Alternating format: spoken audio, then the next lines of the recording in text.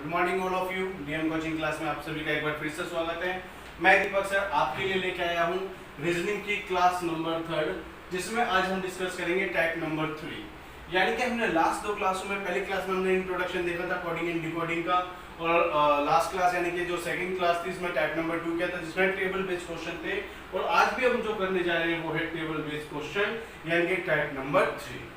ठीक है, इसमें सबसे पहले हमें देखना है कि इनको कॉलम 1 को और कॉलम 2 के जो कोड दे रखे हैं हमें इसको आइडेंटिफाई करना है। जब हम उसको आइडेंटिफाई कर देंगे तो हमें पता चल जाएगा कि डिप का कोड क्या है, तुल का कोड क्या है, ई का कोड क्या है, तो हम इसको एक वन बाय वन आइडेंटिफाई कर पाएंगे।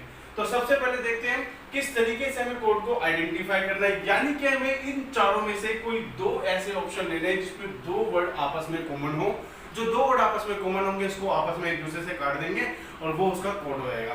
कैसे देखते हैं क्लास नंबर इसके साथ। देखो इसमें हम देखेंगे निप नाला और लिप लासो, इस दोनों में LA और LA कॉमन है। इसका मतलब हो गया LA का जो कोड होगा इसमें और इसमें क्या कॉमन है, इसमें कॉमन है T, तो LA का कोड जो है वो है T। नेक्स्ट हम देखते हैं इसमें भी निप है और इसमें भी निप है, यानी कि निप से निप कटेगा, यानी कि NIP निप का जो कोड होगा वो क्या होगा, निप और निप, यानी कि इसमें और इसमें क्या वर्ड कॉमन है, इसमें और इसमें कॉमन है हमारा S, तो यानी कि निप का कोड होगा S।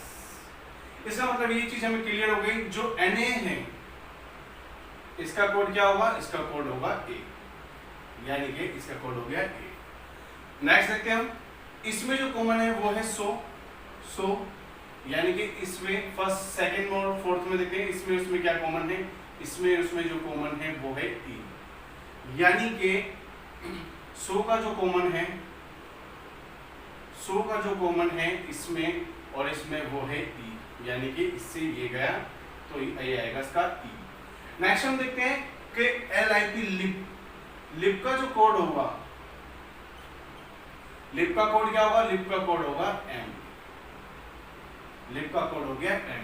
बचा क्या हमारे पास, बचा ZA, यानी कि ZA और ZA, यानी कि इसमें और उसमें क्या कॉमन है, N कॉमन है, यानी कि ZA का जो कोड होगा वो होगा हमारा N, यानी कि ZA का कॉमन हो गया N।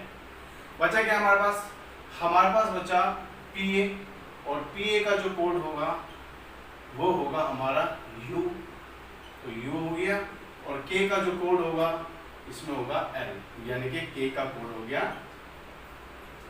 L। और इन्हीं के बेसिस पे यानी कि हमने सभी के कोडों को आइडेंटिफाई कर लिया। जब हमने कोड निकाल लिए तो बहुत ही आसानी से भी इन सभी के कोड भी बता सकते हैं कि इनका कोड क्या होगा। यानी कि निप का कोड क्या होगा, निप का कोड होता है S, तो S हमारा हो जाएगा आंसर।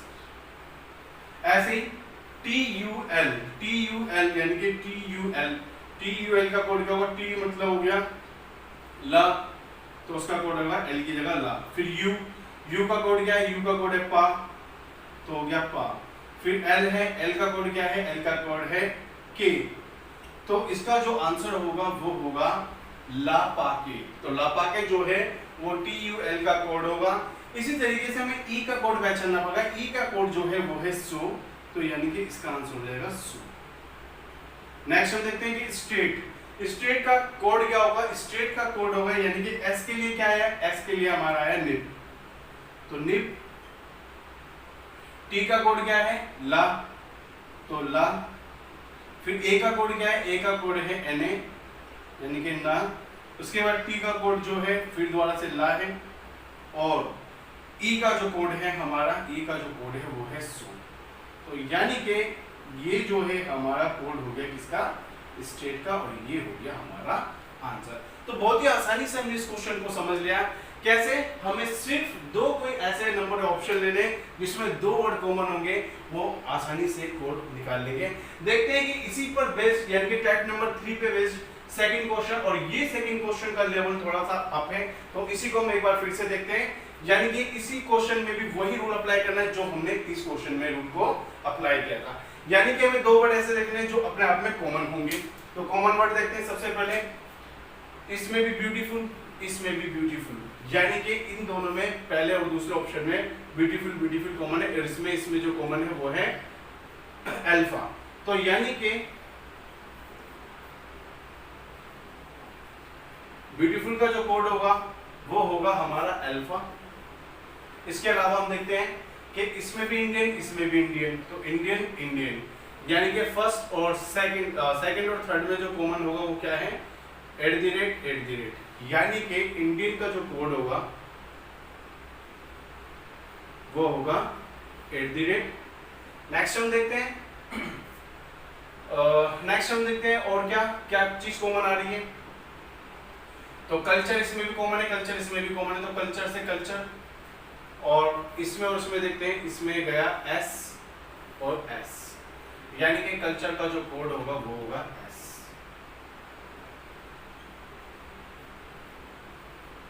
कल्चर का कोड हो गया $, तो कल्चर का जो कोड है वो है $। ठीक है, तो इसके बाद हम क्या देखते हैं कि हमने इन तीनों के कोड फाइंड आउट कर लिए, यानी कि इन सभी के कोड पता चल गए हमें। इसके अलावा हम देखते हैं कि इसमें बचता है हमारा सक्सेस और रैपिड और मेट्रो, ग्रो, मेट्रो, यानी कि मेट्रो कॉमन इसमें, मेट्रो कॉमन इसमें। तो मेट्रो का कोड क्या होगा, मेट्रो का कोड देखते हैं। तो मेट्रो में इसमें कॉमन क्या है, C, यानी कि कॉपीराइट, बीटा, यानी कि इन दोनों में कंफर्म नहीं है। इसका मतलब ये हो गया जो मेट्रो का कोड होगा या तो उसका कोड होगा कॉपीराइट या इसका कोड होगा बीटा, यानी कि कॉपीराइट और बीटा दोनों उसके कोड होने की पॉसिबिलिटी है। डिपेंड करता है कि एग्जाम के अंदर क्वेश्चन क्या पूछ रहा है, उसके बेसिस पर ही इसका आंसर देना होगा। ठीक है, इसके बाद हम देखते हैं कि दिल्ली का कोड भी हमें नहीं पता, क्योंकि इसका भी कंफर्म नहीं है, या तो इसका भी हो सकता है कॉपीराइट हो या बीटा हो। तो यानी कि दिल्ली का कोड भी क्या होगा, या तो कॉपीराइट या बीटा, यानी कि हमें इसका कंफर्म हो गया, यानी कि कंफर्म नहीं हुआ लेकिन हमने इसको आइडेंटिफाई कर लिया, यानी कि मेट्रो भी हो गया। इसमें बचा ग्रो।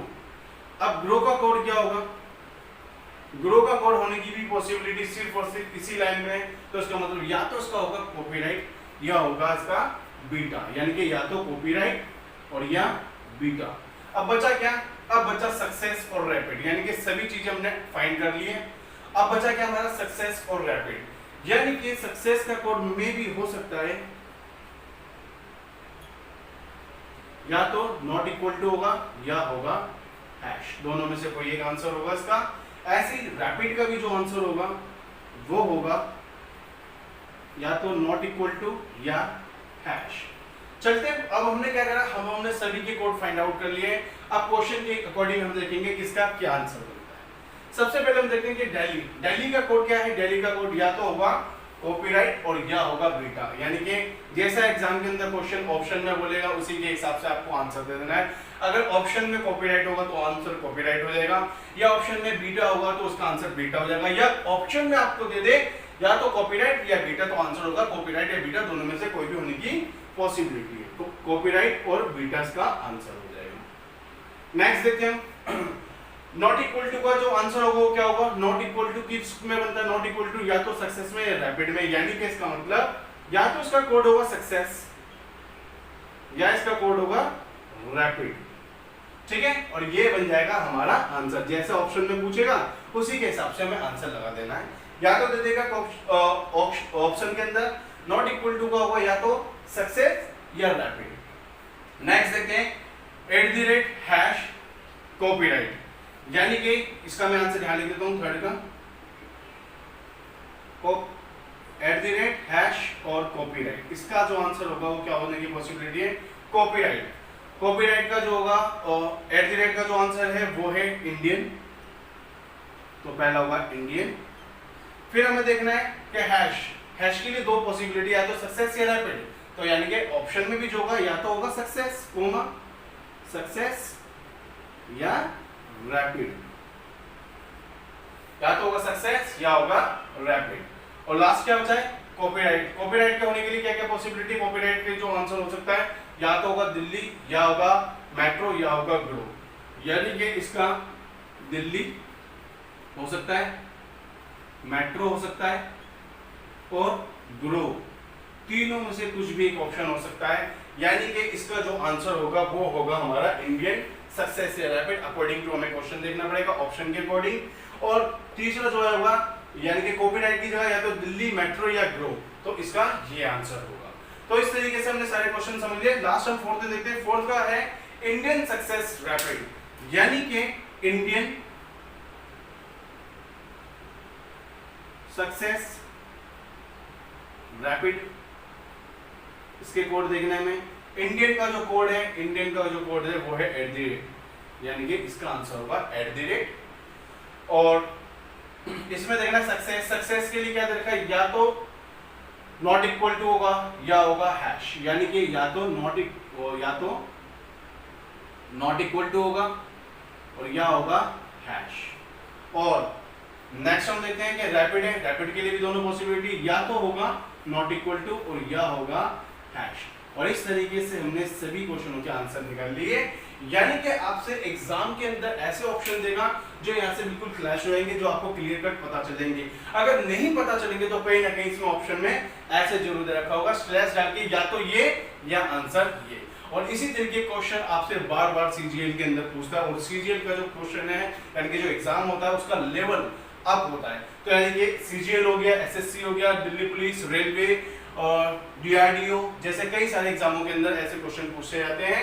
तो दोस्तों अगर आपको मेरी क्लास पसंद है तो प्लीज इसको सब्सक्राइब करें, लाइक करें और शेयर करें, ताकि आप ही की तरह आपके जो फ्रेंड जो कॉम्पिटिटिव एग्जाम की तैयारी कर रहे हैं उनको भी इस क्लास से कुछ ना कुछ हेल्प मिल सके।